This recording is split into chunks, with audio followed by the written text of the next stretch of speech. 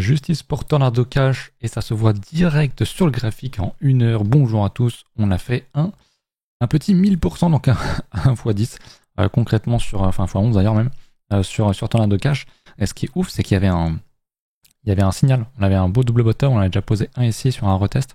T'achetais ici donc sur la clôture en hebdo, tu faisais 1300% x14, c'est assez aberrant honnêtement, je m'attendais évidemment pas du tout à ça. Je pense qu'il y avait des gens qui savaient très bien que ça allait bien se découpiller vu la gueule du graphe, mais c'est vrai que de manière générale, avant ça, Tornado Cash était vraiment moche.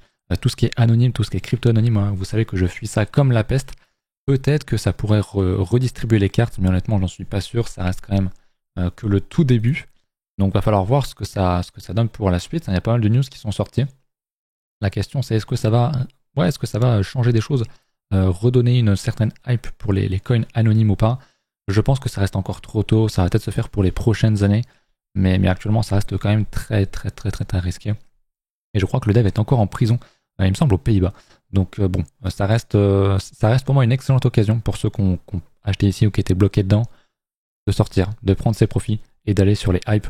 D'ailleurs, en parlant de hype, notamment sur l'IA, on va faire pas mal de recherches demain, non, on est quand après-demain sur l'école qui est gratuite. N'hésitez pas à la rejoindre sur le Discord. Vous avez juste à passer par un de mes liens référals, mais elle est gratuite maintenant. On va s'intéresser aux agents IA, on va faire pas mal de checking sur toutes les altes, on va essayer de choper des bonnes entrées, parce que je sens que ça pourrait être une sous-hype, en tout cas peut-être que ça pourrait prendre plus le dessus que l'IA de manière générale, mais plus au niveau des agents IA, donc on va dig un petit peu tout ça. Je vous laisse regarder ça un petit peu en description, et ce soir je suis en stream, bien sûr sur Twitch, je stream moins sur YouTube, parce que ça m'intéresse un petit peu moins, c'est un peu plus chiant à lancer, donc c'est un peu relou. Aussi, si jamais vous êtes intéressé par Bitunix, je viens d'avoir une super campagne, donc n'hésitez pas. Il suffit que vous déposiez, que vous inscriviez, vous chopez entre 10 et 30 $ de bonus de trading, comme c'est écrit. Si vous faites un dépôt de 50 balles, ça sera au hasard entre 5 et 500 USDT supplémentaires. Et si vous ouvrez un trade, c'est entre 10 et 500, effectivement. La fin de la campagne, c'est le 11 décembre, donc vous recevrez ça le 11 décembre. Faites attention, lisez bien ce qui est écrit en dessous, notamment le fait que vous deviez avoir l'argent sur le compte futur. Si par exemple, vous ne faites que vous inscrire et que vous devez donc obtenir minimum 10 balles, s'il n'y a pas 10 balles sur votre compte futur, vous n'aurez pas les 10 balles. Ok, donc ça c'est très important, faites-le. Moi c'est un échange que je teste beaucoup, comme j'ai montré sur Twitter. Je vais revenir sur mon profil perso. Je partage quelques trades. Bon, on en prend aussi pas mal en live. Celui-là on l'avait pris hier en live. J'en ai perdu aussi beaucoup, bien sûr. Comme je le dis, c'était un petit compte parce que voilà, mon capital est orienté surtout sur le long terme. Mais voilà, si jamais ça vous intéresse, moi c'est un échange que j'aime beaucoup. Il y a du trading futur, mais il y a aussi de l'achat spot avec pas mal d'alts. Donc voilà, je partage tout simplement. Et pour aller encore plus loin, vous savez que le meilleur crypto event français arrive. Je parle bien sûr du CryptoXer, donc n'hésitez pas à aller choper un petit billet avec le code BALEN30. Vous avez 30% de réduction, je touche rien là-dessus, c'est vraiment juste pour vous. Moi j'y serai, on en a parlé en live, il y en a déjà quelques-uns qui sont chauds pour venir. Donc n'hésitez pas. Ça coûte 20 balles le 31 janvier et 1er février avec une soirée à la fin. Et puis si jamais si vous voulez prendre le VIP qui est à 90 €, moins les 30% avec le code BALEN30 pour la veille, avec une soirée entre VIP, n'hésitez pas. Moi j'y serai comme voilà, c'est la troisième édition, c'est la troisième fois que j'y serai. Je kiffe énormément cet event, très bien pour les débutants, très bien pour les plus confirmés. Il y aura des tables rondes, des cryptos qui vont, enfin des projets qui vont parler de leur avoir un stand, etc. Et ça, on peut bien discuter, on se buvera une petite bière, c'est promis. Bref, au niveau de Tornado Cash, si toutefois vous êtes très intéressé, j'ai tracé mon Fibo. Donc on voit qu'on l'a déjà retracé comme voilà, le mouvement est extrêmement puissant. On a déjà retracé 50% du pump, donc c'est vrai que techniquement ça serait une bonne entrée, mais vu le giga pump qu'on a fait, honnêtement c'est vraiment une réaction news. Donc moi je serais vraiment pas intéressé pour re-rentrer sur ce marché, d'autant plus que c'est les coins anonymes qui n'ont aucune hype, je dirais même qu'ils sont vraiment déhypés depuis quelques années, donc faites vraiment gaffe. Par contre, il vient de pump, donc ce qui est intéressant, je vais supprimer le Fibo, on l'a même largement cassé le 61.8, on est quasiment retracé 78.6. Par contre, ce qui est intéressant, c'est que voilà, il y a beaucoup de volatilité, on voit que du bottom au top du mouvement en 15 minutes, c'est 120%, c'est énorme. On est actuellement, je l'ai mis un peu large, mais on est sur une résistance, donc il y a peut-être un très bon coup à jouer, à savoir, si jamais on push, on aura sans doute une bonne entrée pour aller chercher un plus haut, Ce que je ne pense pas forcément, moi je pense plutôt qu'on va en profiter pour piéger les gens. Et si effectivement ça se confirme, on pourra le shorter. Et il y aurait sans doute un très beau short à prendre. Je vous le partage. Je pense qu'il y a beaucoup de volats à prendre sur le Tornado Cash. Donc faites attention. Mais comme il y a du momentum, ça peut être vraiment intéressant pour beaucoup. Mais voilà. Tornado Cash, je le répète, c'est du privacy coin. Ça intéresse de moins en moins les gens à cause de la réglementation, même si effectivement Tornado vient de gagner en justice. Le fait est que bon, ça va pas le rendre forcément beaucoup plus attrayant à mon sens, et que c'est juste vraiment une réaction news. Donc franchement, si vous étiez piégé dedans, pour moi c'est l'occasion parfaite pour sortir de son capital de ça. Très franchement. On va avoir une autre alt qui est le live, puisqu'on en parle souvent, comme c'est une alt que j'avais pas mal poussé à l'époque sur l'école et également sur YouTube de manière publique. Vous savez qu'on était rentré ici sur un beau retest, on est revenu rechercher globalement notre prix d'entrée, donc c'est de l'IA, donc c'est très intéressant, c'est la narrative, c'est une petite capitalisation. On peut peut-être aller voir exactement à combien est-ce qu'on est. Si on regarde, j'ai dit le live, on est 2900e, donc c'est vraiment une pépite. Voilà, donc le potentiel est très important. 40 millions de market cap, et bien qu'ils n'ont pas l'air d'être bien sûr de leur chiffre, donc c'est inconfirmé. Mais moi, c'est totalement ce que je veux pour mon portefeuille. On est actuellement en train de faire un range. Donc voilà, je vais mettre en linéaire. On est en train de créer un range potentiellement double bottom, à confirmer bien sûr, mais si on fait ça, je serai extrêmement haussier.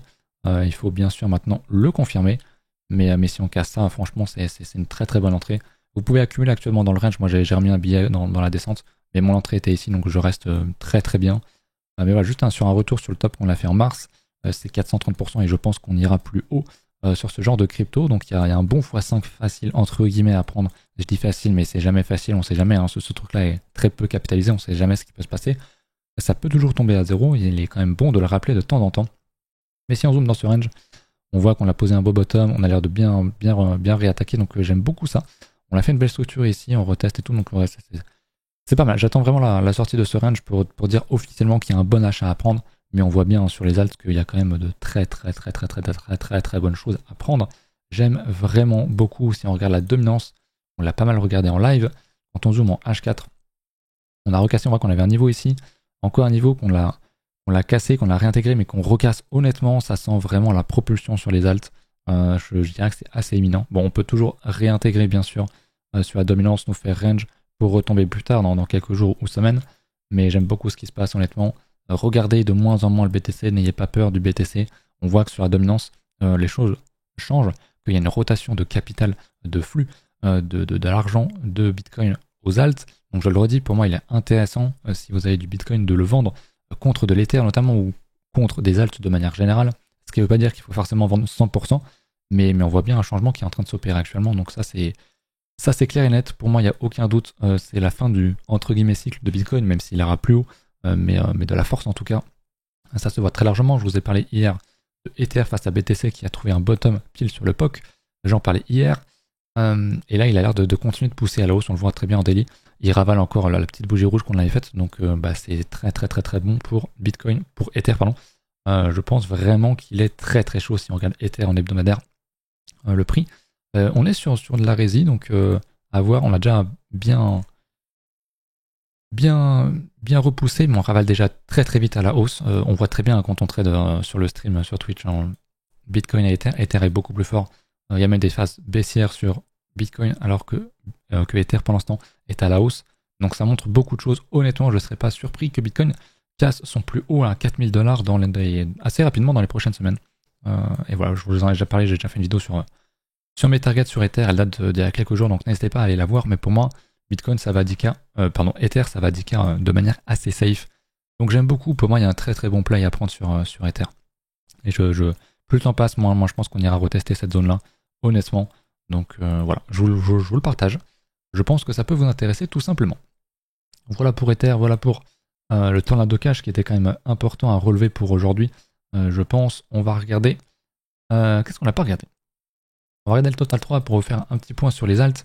On voit qu'on avait retapé, qu'on avait cassé cet ATH, le plus haut qu'on l'a fait du coup lors du mois de mars, le top qu'on avait fait en mois de mars. On se rapproche beaucoup de l'ATH qui est ici, qui a été fait en novembre 2021. On est vraiment très proche. Je vais me mettre tiens, en daily par rapport à la tendance qu'on a eu très récemment au bottom qu'on a posé. Qu'est-ce qu'on reteste? On l'a pas encore retesté le 38.2, c'est pas obligatoire qu'on le fasse. Mais si on dump bien sur les alts, je pense qu'il y aura vraiment une très très bonne entrée sur ce niveau-là. Mais pour l'instant, il se défend vraiment bien.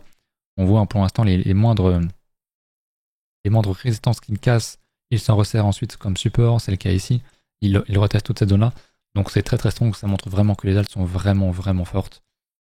Attention, c'est pas une raison pour FOMO sur un truc qui a fait plus de 100% bien sûr. On cherche des structures, toujours les narratives en priorité, comme je vous l'ai montré sur le live qui s'apprête à casser, comme je vous l'ai montré sur A-Tech, comme je vous l'ai montré sur plein de trucs. On en voit plein un petit peu tous les jours, donc soyez rationnel, n'allez pas chasser un truc qui fait vraiment une surperf, ça n'a pas d'intérêt, vous serez juste perdant en fait dans le bordel. Pareil, iPad qui semble vouloir y retourner. On n'a pas eu de chance, c'était sur le dump de BTC ici je crois, il y a quelques semaines, mais quand on va recasser cette zone-là en hebdomadaire, ça risque de faire pousser pas mal de choses.